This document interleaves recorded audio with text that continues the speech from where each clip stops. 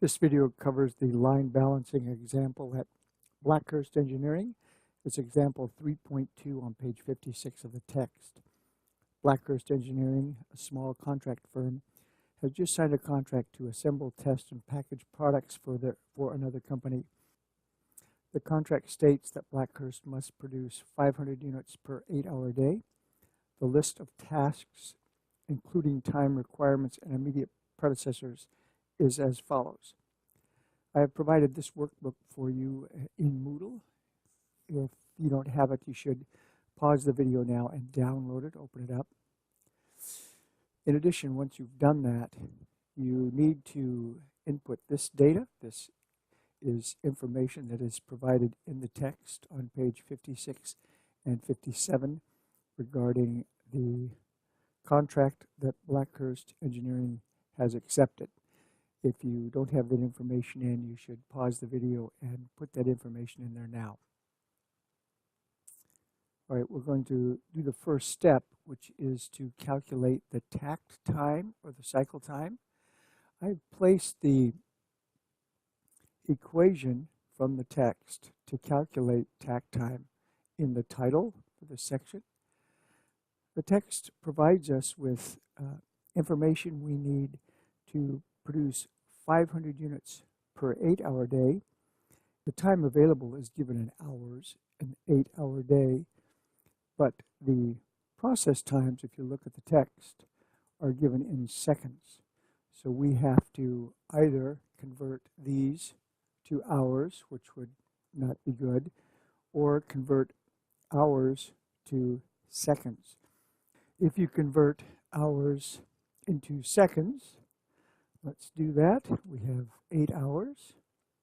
Multiply that times 60 minutes in an hour times 60 seconds in a minute, and we get 28,800 seconds. Our output is 500 units per 8-hour day. So the takt time is the available production time over the required output rate, which gives us a takt time of 57.6 seconds. Next, we need to find the theoretical minimum number of workstations. Here's the formula for that. In order to find that, we need the sum of the task times. We have the task times here. I'll go ahead then and just add those up. Let me draw a line underneath, and we'll sum of these values.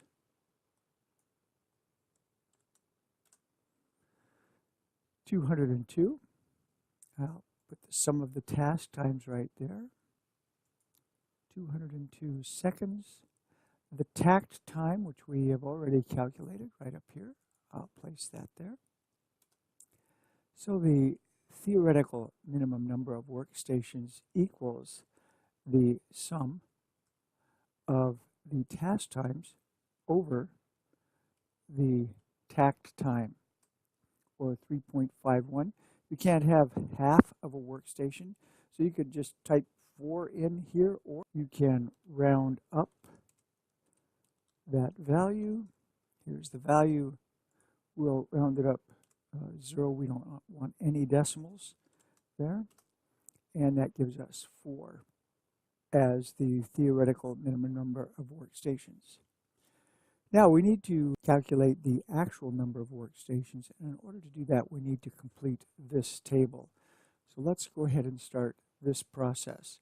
What we're going to do here is construct our production line.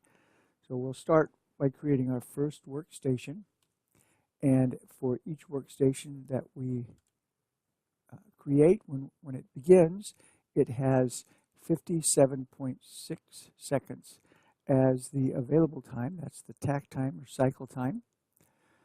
Now let's assign the task. We look over here at our predecessor relationships, and we see the only task that can begin is task A. It starts at the beginning. Everything else follows A.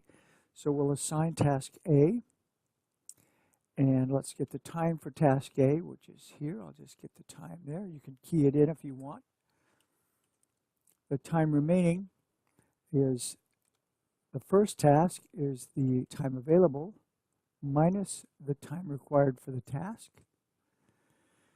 We have 42.6 seconds remaining, so we look over here and we have two tasks that follow task A. So once A is done, we can do B and C.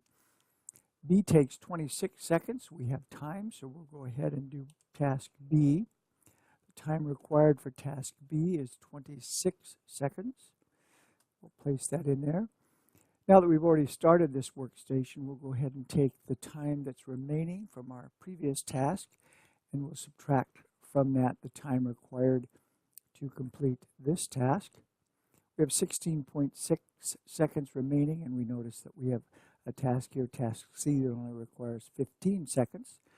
So we'll go ahead and complete task C as well. We'll come over here and get task C's time.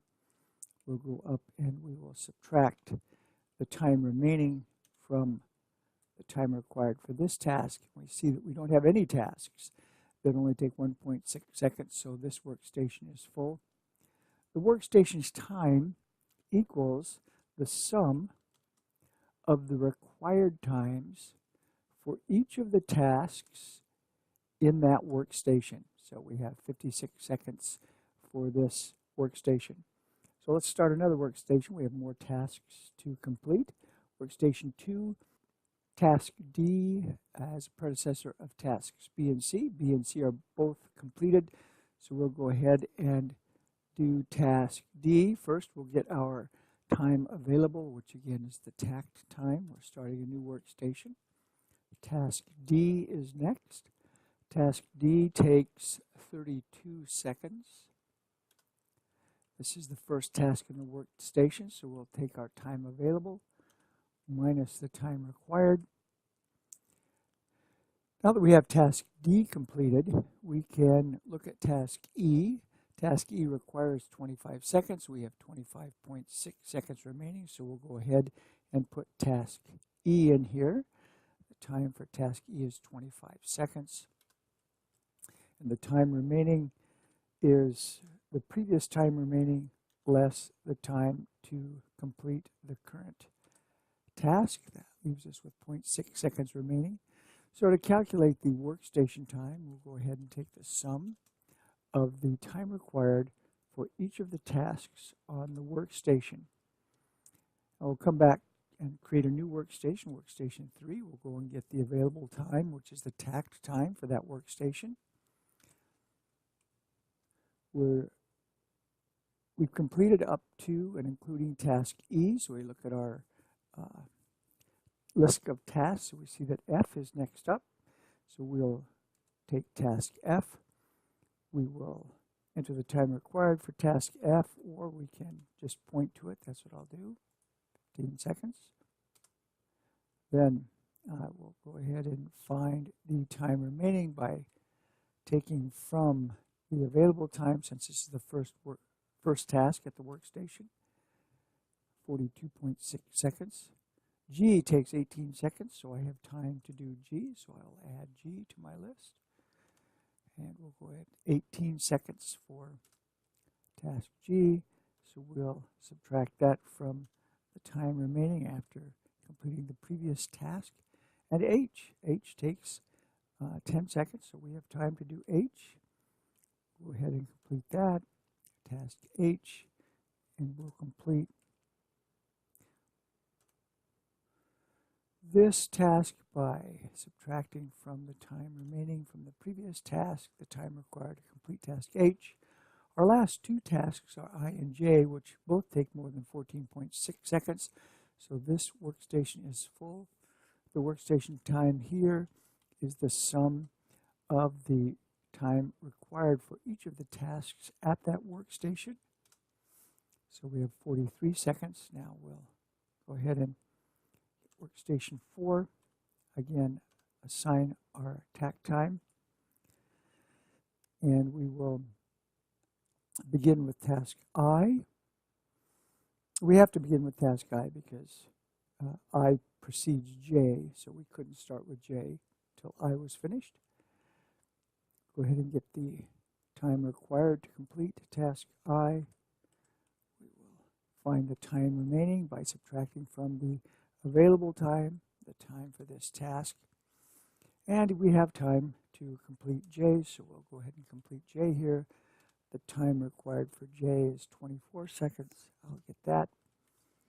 And I will subtract from my time remaining from the previous task, the time to complete task J.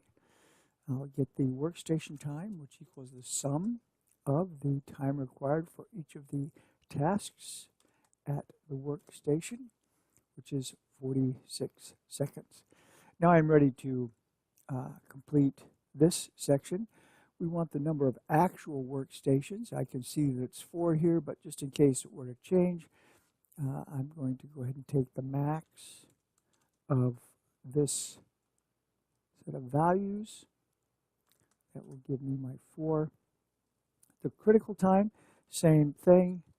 Just in case I were to change some of these values, if I got information that changed some of the times and had to redo this table, this would cause my answer to automatically update.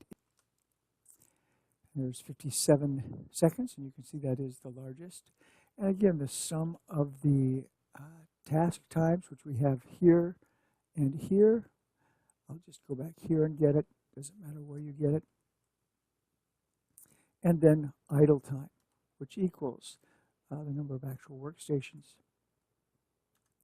times the critical time minus the sum of the task times. And we have an idle time of 26 seconds.